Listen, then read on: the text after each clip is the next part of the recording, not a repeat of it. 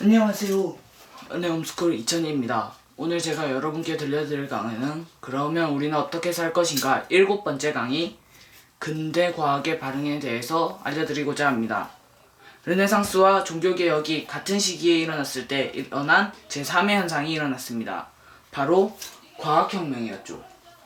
근대 과학의 시작은 코페르니쿠스와 베살리우스가 있었을 때였습니다. 하지만 그 전에 과학이라는 것이 하나도 없었다는 말은 아닙니다. 하지만 그 전의 사람들은 과학을 이론으로 발전시키지 않았고 아리스토텔레스를 궁극적인 기반으로 삼아 아리스토텔레스의 생각을 기준으로 삼아서 과학을 발전시켰기 때문에 발전은 말도 못하고 진전이 거의 없었습니다. 거꾸로 말하면 이 근대 과학은 토마스 아퀴나스가 옳다고 생각했던 아리스토텔레스의 과학이론이 잘못됐다고 말하고 토마스 아퀴나스의 가르침을 잘못되었다고 말했을 때 이 근대 과학은 시작할 수 있게 되었죠. 바로 이 로버트 그로스테스트라는 사람이 아리스토텔레스식 과학에서 벗어나게 하는 철학적 기반을 놓아 개방적인 사고를 할 수 있게 하여 15, 16세기에 파두아 대학에서 결국 결실을 맺게 하는 장본인이 됩니다. 또한 로마 교회가 코페르니쿠스와 갈릴레오를 박해한 이유는 그들이 비성경적이기 때문이 아니라 아리스토텔레스의 사상이 그 교회 또한 매우 깊게 뿌리박혀 있었기 때문에 그들은 재판을 받게 되었죠. 종교개혁, 르네상스, 과학혁명은 거의 동시에 발생했습니다. 레오나르도가 이름을 날리고 있을 때 루터가 95개조 방문을 여기 받고 있었고, 그 다음에 코페르니쿠스가 지구가 태양 주위를 자전하고 있을 때 코페르니쿠스가 지구가 태양 주위를 이렇게 자전한다는 걸 알게 되었죠. 1609년 갈릴레오는 자신의 망원경으로 천체를 관찰하여서 아리스토텔레스가 틀렸다는 것을 알아냈고 코페르니쿠스가 옳았다는 사실을 알아냈습니다. 그리고 갈릴레오는 그 사실을 인정했습니다. 그리하여 로마 교회의 재판을 받기는 하였지만 아리스토텔레스가 틀렸고 코페르니쿠스가 옳다는 것을 갈릴레오는 증명했습니다. 근대 과학은 성경의 가르침과 이렇게 대립하지 않았습니다. 존경받는 수학자이며 철학자인 화이트헤드와 원자력 과학자, 즉 원자폭탄을 만든 장본인인 오펜하이머, 이 두 사람은 그리스도인은 아니었습니다. 하지만 근대 과학이 기독교 세계관에서 탄생을 됐다는 것은 인정하였습니다. 오펜하이머는 과학과 문화에 관하여 라는 논문에서 화이트헤드는 과학과 현대 세계에서 둘 다 기독교 세계관에 의해서 현대 과학이 탄생했다고 하는 점을 확실하게 보여주고 증명하고 인정하고 있습니다. 근대 과학은 성경의 가르침과 대립하지 않았습니다. 존경받는 수학자이며 철학자인 화이트헤드와 하나님이 이 세상을 창조하였다는 것과 하나님이 그 질서를 만드셨고 하나님이 합리적이라는 사실은 종교개혁 이전에도 알고 있었고 화이트헤드 또한 그 사실을 믿었습니다. 그리고 예술작품을 만들고 창조하고 아름다운 문화를 만들어내는 것은 그리스도인만이 할 수 있는 것은 아닙니다. 하지만 이것을 역설적으로 말하면 기독교인이 아닌 사람이 무언가를 창조해낸다는 것은 하나님의 형상이 일그러지긴 하였지만 어느 정도 남아있어서 하나님을 우리를 지으셨다는 사실에 이 기반을 두고 있다는 것을 잘 말해주고 있습니다. 이 과학자들은 모두 기독교인들은 아니었습니다. 하지만 기독교적 세계관이 기독교적 세계관이 과학에 대한 가능성에 믿음을 주어 창조적인 작업이 진행될 수 있도록 하였죠. 간단하게 말하면 기독교적 세계관의 기초 때문에 근대 과학은 탄생할 수 있었습니다. 르네상스가 이 혁명에 영향을 주기는 하였습니다. 하지만 르네상스는 과학혁명이 시작하고 영향을 주었지, 시작하고 나서 영향을 주었지, 과학혁명이 시작하도록, 스타트하도록 자극을 주지는 않았습니다. 오히려 이 기독교적 세계관이 자극을 주어서 발전을 더 이루게 하였죠. 과학혁명에서 유명한 사람 중 한 명인 프란시스 베이컨은 성경과 성경적 인간의 타락을 인정하였습니다. 인간의 타락을 인정하고 받아들였습니다. 그는 학문의 신기관에서 인간은 타락하여 자연의 지배력을 잃었습니다. 나 종교와 과학으로 지배력을 회복할 수 있다고 말했습니다. 타락으로 없어졌지만 성경과 과학으로 얻을 수 있다고 말했죠.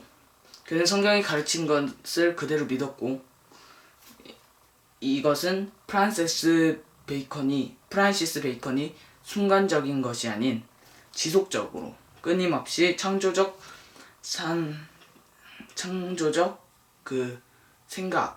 사고를 할 수 있는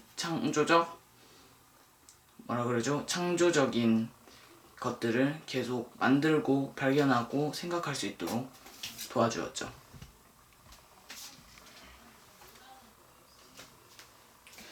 독일의 천문학자인 케플러는 갈릴레오와 같은 시대의 인물이었습니다. 그는 행성의 공전궤도가 원형이 아닌 타원형인 것을 발견했습니다. 아이작 뉴턴은 모든 물체 사이에 인력이 작용한다는 만유인력 법칙을 발견합니다. 그리고 힘의 크기를 계산해냈죠. 그는 이 사실을 자연 철학의 수학적 원리들이라는 책에 저술했습니다. 그는 성경적 가르침을 믿어서 왜 이 세상이 생겨났는지 의문을 가지지 않고 어떤 방법으로 자연이 돌아가는지 알려고 하였습니다. 그 이유는 인격적인 하나님이 우주를 창조하였다는 사실을 알았기 때문이죠. 나이가 들어 뉴턴은 성경에 대해 더 많은 것을 쌓았습니다. 뉴턴이 엄청난 과학자가 된 이유는 바로 이 때문입니다. 그는 하나님이 성경을 통해 진리를 더 많은 사람에게 보여준다고 말했습니다. 다시 말하면 그는 성경이 자연과 우주의 원리를 함께 닫고 있다고 말했죠. 블레즈 파스칼은 기압계를 만들고 미문학을 발전시켰습니다. 그는 그리스도인이었고 사람들은 하나님이 만드신 특별한 존재라고 믿었습니다. 다음으로 르네 데카르트는 수학적 분석과 과학 이론을 강조한 중요한 인물이었습니다. 그는 카톨릭 신자였긴 했지만 그의 신앙이 그를 구하여 과학적 연구를 계속할 수 있게 하였죠. 런던의 왕국학회는 구성원은 대부분 신실한 기독교인들이었습니다. 그들은 로버트 보일, 아이작 뉴턴 등이 그애였죠. 그들은 기독교적 세계관을 믿었고 국민들에게 성경적이면서 과학적인 발견을 국민들에게 보여주었습니다. 여기서 볼 수 있는 것처럼 기독교가 근대 과학을 여기에서 보는 것처럼 가능하게 만들었습니다. 마이클 패러데이는 전기에 대한 엄청난 발견을 하였습니다. 그는 전류의 유도를 발견하여 우리가 지금 없으면 살 수 없는 것들을 많이 발명했죠. 바로 모터가 가장 큰 예입니다. 그도 역시 그리스도인이었습니다. 그는 창조의 지식이 특정한 사람들에게 작업만 있으면 되는 것이 아니라고 생각하였고 그의 작업을 공개적으로 많은 사람들에게 공개하였습니다. 그리고 성경적으로 또한 진행하였죠.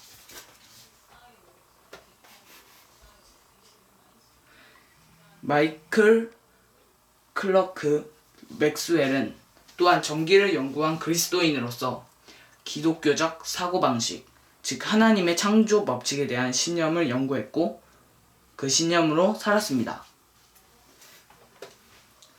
아인슈타인은 가장 유명한 상대성 이론을 개발하였습니다. 하지만 사람들은 이것을 철학으로 생각하여 상대적 세계관을 어떤 사람은 믿게 되었습니다. 이 말은 틀렸고 아인슈타인 또한 이에 대해서 철저하게 반대했습니다. 상대성 이론은 빛이 속도가 일정하다고 말합니다. 이를 다른 말로 하면은 상대성 이론은 절대적이지 절대로 상대적이 이렇게 됐다 저렇게 됐다 하는 상대적인 것이 절대로 아닙니다. 한마디로 말이 안 되는 말이죠.